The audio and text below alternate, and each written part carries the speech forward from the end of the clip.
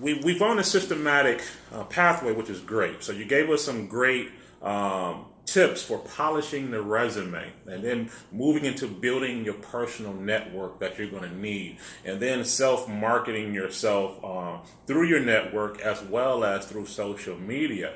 And so if a student has progressed through that properly and successfully, now they have been granted an interview.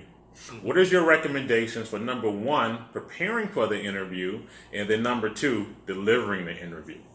Well, I'm going to do about a 90-degree twist on those questions if I can. And Yes. let's take the table and help you understand what the people on the other side are looking for. Excellent. Okay. And I know we had a conversation, John and I did last week, and his saying is basically, what are you going to do perfect, outstanding for me first day, first week? I've forgotten. First day. You got to be able to hit the ground running. Right. So just as a recap, when I was a hiring manager and I was hiring individuals, I'm looking for a few key things. Number one, first question I'm going to ask you, what do you know about the institution, the corporation? I want to understand whether or not you've done your research, where there's a lot of public information that's free. Secondly, it doesn't hurt to call someone in the department. On the internet, you have most people telephone numbers. Call them. Hey, sir, ma'am, can I ask you a few questions about your company? I'm potentially going to be a future employee of your company. So I'm going to ask you, what do you know about the company? Number two, give me an assessment of your strengths. And so after you give me an assessment of your strengths, since you already know about the company, how can you make this institution better? So based upon what you know and your strengths, how are you making it better? Where do you see this company needs to go in the future? What are we doing well? What are we doing not so well? And the things that we're doing not so well, do you see yourself as being an immediate impact to help us solve those problems or either progress positively and successful in the future? And if you can't answer those questions, then you're of no asset to the corporation. And what you heard John do there is put you on the spot to come to a conclusion. To make a recommendation, realizing you got to hedge it a little bit, well, based upon what I know, or, here's what it looks like based upon my research. And it's critical to have done that research. But the way you're going to be judged is really on three things. And this is from talking to a lot of executive recruiters who are friends of mine. Number one is, do they believe that you can do the job you're being hired to do? And that comes back to who's going to hire me, what are they going to hire me to do, and does that fit make sense? And there may be 10 things they need you to do. There'll be a primary 2 or 3. Those you got to be able to do. You can learn 8, 9, 10, but you got to be able to do the core things. So can they do the job? And it's assessment, not fact. Second thing is, are you going to like doing this job we want to hire you for?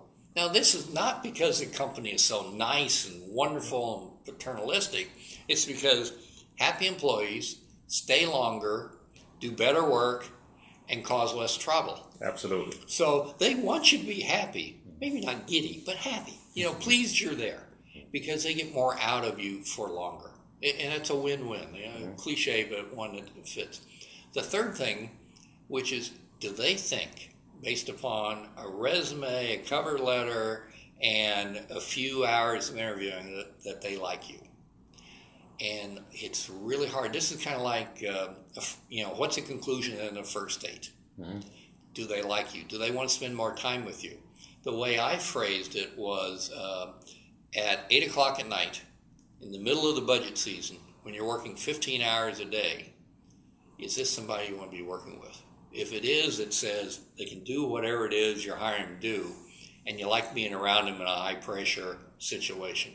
So those three aspects, ability to do the job, they think you're going to like doing a job, and they think they're going to like you, which means you'll fit the culture and personality, are the hiring criteria. What that says, going back to resumes are thought of as very dry, fact-based. Well, what they also need to be is a communication of persona. You got to get a little facts and a little personality in there. And the personality's got to be done by others more than yourself. LinkedIn has this great list of 10 words they put every year, which are the most BS words you've ever imagined. I'm an energetic, go-getter, results-oriented, world class. I mean, you can just imagine the list. And they put out this list every year. They're really sad. So you can't say it like that. What you can say is, I was selected. You show your promotions, but I was awarded. I was a team member. I was selected to be in this multi-divisional or functional team. Those are good things. And they're very unique and personal. Oh, yeah. So it shows that you were not just on a committee, or you were not just there at a particular time, but you actually engaged and participated and contributed something of meaning and value. Yeah. And those are wonderful thoughts. And as you get up, and even as a junior manager, if you can say, in fact, I had two of my employees were promoted. That speaks world of you, because it's a 360-degree world that you're being analyzed in. And so if you have cross-functional peers, if you have bosses and higher-ups in other divisions who ask, if I'm a marketer in it, I say that the CIO asked for me to be the marketing representative on the project. That's big time. Absolutely. So show that you were respected and trusted, which is a different thought than like, but a very good one. So you have broad-based supporters within the company. And on the things, what I call the last line, it shouldn't be probably more than one. If you show volunteer efforts, company like to see a little volunteering. They don't want to see somebody who's so committed that they're doing 20 hours a week volunteering and don't have enough time to do their job. But they like to see that, because at all ages and levels, you learn skills, you learn teamwork in a different environment. Absolutely. Another great segue. So, person has the resume, they've marketed themselves properly through their network, social media. They understand the interview process, looking at what the employer is trying to extrapolate from the interview. Now they have the job. So now they're in the corporation, right? And so now talk a little bit about the self-management, because a lot of times where you start in a corporation is not your aspiration. Yep. You kind of want to go through promotions and get to maybe a more senior position. So there's a part of that's self-management. You're managing your own career, as well as, even though you're already in the corporation, you're still doing some self-marketing. Oh, absolutely. So could you speak to that a little bit? Well, one of the things is trying to figure out what you want to be. I always say, I don't know what I want to be when I grow up. I'm still saying that, okay? I know it's got something to do with marketing, but other than that, let's have fun. So if you're in a job in a company, your first assessment really is, do I fit the company or not? Second is, within that company, what do I think I'm good at? A little bit, what do I like? You don't want to ever get in jobs you dislike.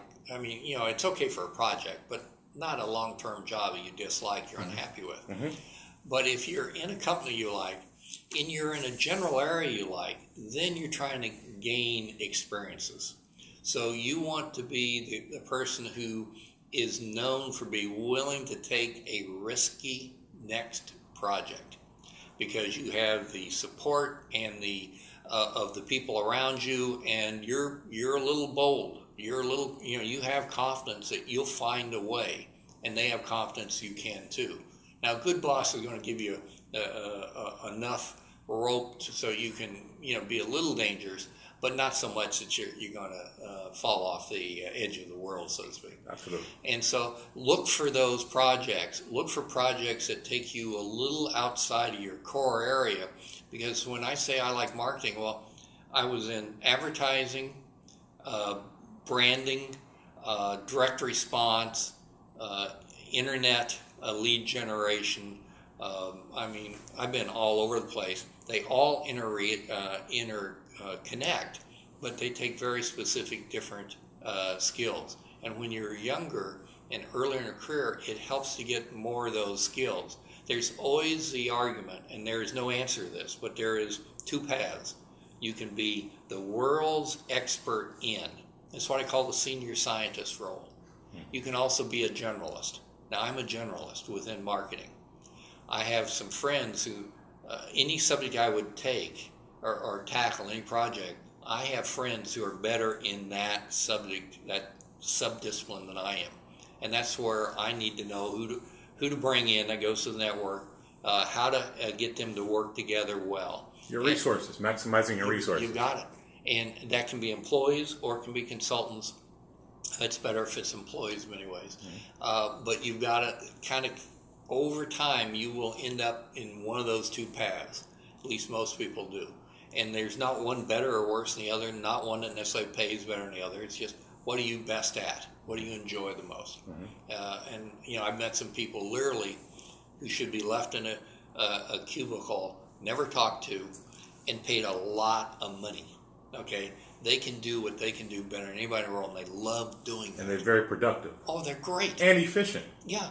And I know other people who, and I'm directional in this thing, after a couple of years, I start getting bored. I got to have another stimulus. So it's all different. And if you learn that about yourself, you'll move forward. The other thing you need to learn is what makes your boss happy. And that sounds kind of crass, but it's not. You're going to keep employed if you're doing a job you need to do. Because it is kind of a what I call a light switch and not a rheostat. You can do it or not. Now, to get progression within that, there's a couple of things I always say, and the first one is, by having you there, is your boss more likely for him or her to continue being employed? Real simple concept. If you're causing trouble someplace, if you're not getting a job done, you're less likely to be there because you're risking his or her job. The second thing, which is not, and maybe equally important, it's a little softer view though, is, are you making your boss's life easier? And that can be, those things overlap is what cause that. But if you go over to IT, and I use that a lot because marketing and IT have to work so closely together. It's been that way for about 20 years, and in the future it's almost going to be one group in many ways, except for the highly technical aspect of IT. But if your boss knows you can go on a project that has IT and somebody from the CFO's office on it, and they're going to, as you walk in the door, say, "Oh, there's John. This is going to be a good group. We're going to get things done with minimal hassles." That boss loves you. Okay, if he says, "Oh, I got to send John over," and last time he worked with IT, I mean, the project got done, but I got all this bad feedback. You're probably not long for that job. Right. And so think of that, John. Your boss keeps employed, and their life is easier. Now, if your boss is a small business owner or runs a P&L, it also helps if you're making them money. Saving money is almost as good as making, and by money I mean profit, not just revenue. Right. So that's a third measurement. Probably should be the first, but a lot of jobs, the profitability is more removed than in marketing and sales. What I focus on. All right, so great. So we're talking about self-management and self-marketing within the corporation. I'm going to throw a scenario at you. All right. All right. So you're the senior, executive VP of marketing, and here's someone who's have great aspirations, and they get in the elevator with you. All right. And you have the ability to make things move. All right. Promotions and things of that nature. And here's someone who wants to do an elevator pitch. All right. Because that's actually an assignment that I have within the course. Oh, I know it well. So there's two coins or two sides to this elevator pitch. All right. Number one is the things that you're looking for as the senior VP who can make the decisions. Yeah. And then the other side of the coins is what the individual, the student, should be doing to prepare to have a successful elevator pitch.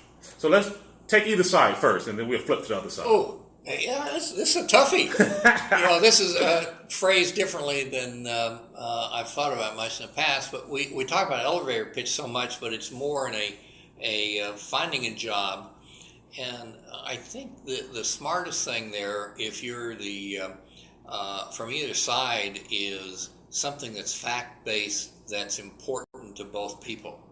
So, and this is like dangerous territory also, because you'd love to tell the senior person, I just did this on this project. However, your boss may be orchestrating making that communication in a week with fuller information and taking more of the credit than he or she probably deserves. All right, so it's dangerous to be too out front with that. But what you, if asked, hey, what's going on? It'd be very easy to say, hey, I'm in this great project with 4 or 5 different functions where we're working on the the development of the new website or platform, and I'm the marketing representative, or I'm the controller on it, whatever. And hey, this is a great project, it's going very well. I'm betting you're going to be hearing the details of this soon. So you said, I'm part of the team. I'm really doing, having fun. It's going well, and you're going to be hearing about it soon. And so you haven't talked, quote unquote, cliche out of school. All right. I like that. Now, let's take the other side where you did mention an elevator pitch for someone who's looking to land a job. All right. And I like that side. All so right. Speak to that. Well, I think it's about a 3-stage thing, and I used to, nobody knows the right length, but I always say 3 to 15 words. The other way to look at it is you can get on Vine. So if you can do it in 6 seconds, think of that as a hook. And all that's trying to do is get some interest and get the general idea. Like the next stage could be 30 seconds or so. It just gives more information, so it kind of cements the interest. Then if there's interest, you can go on for, let's say, 2 minutes, and then you follow in. But it's never a long conversation. It's an exchange of information. So my background, what I finally learned after I'd been hired for this once, and I got smart and used it the next 2 times, was I rebuild marketing organizations to quickly increase sales and profits. Very simple. So that's what I do. And if you got to deliver that much differently, tone of voice, to different people. Like if I'm at a Chamber of Commerce networking function, I'd probably say I run marketing departments for and just at that, if there's any interest, then and somebody has and you could also say, if you have any marketing questions, I love to talk marketing. If you have anything I can help you with, please let me know. That goes into, there's a cliche now, playing it forward, and that just means being helpful. If you give information, if you give content, if you give value to somebody, you have just made a contact. If you say, I'm looking for a job, here's what I do you know anything? Nobody should give you time of day. So provide that information. It could be, I'm using marketing examples, but I'm a project manager. Several of our score counselors have that expertise, and I've just been running the most fascinating project probably in my whole career. Or and it's begging somebody to say, oh, what was that? And if they're not interested, they walk off. You'll never have 100% hook. If you're fishing, you don't get every fish you pull on, I don't think. I don't fish. I don't know. Those are great. So some takeaways that I heard you say, which are paramount, is concise, accurate, factual, and being able to have the ability to build upon that if needed. But you start off with something very concise, factual, that gives informative information about yourself and your abilities. One last thing that let me just add 2 things. There's one is personal, personable. So it's a little bit you got some personality into it. It's not just hard fact. And the second thing is there's an expectation you're setting up, or an easy response that somebody coming back to you with. Great. One last thing, and I'll wrap it up. This has been a great interview.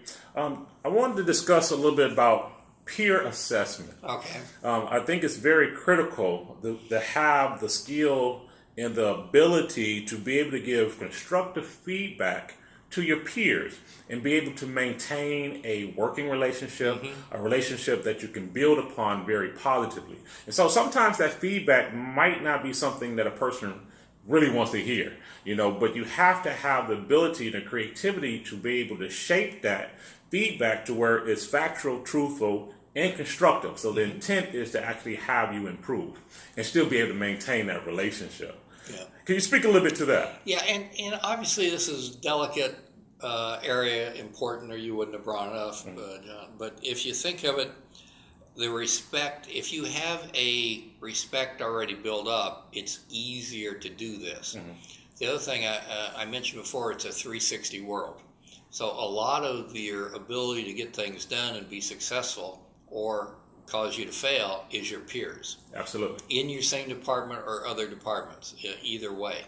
And when you're looking for networking contacts and all, your peers are going to be a good source of that. It's not just people who are more senior, more advanced in their career. So what I find is immediate is better than delayed. Praise, when praise is due, allows you later to then mention some negatives. Or you can do a what I call a 1-2, and I don't mean 1-2 punch. I mean, first is, hey, this went really well. We should go out and celebrate this, and then but the one thing that you and I could have done better. And if you say you and I instead of you, it's going to be helpful. And if it's combining something that is a flaw with something that went well, then you've got, I think, a more receptive audience. You can also say, we were really lucky today. They could have killed us on this point, and they didn't. We got to protect ourselves next time. And you can approach it that way.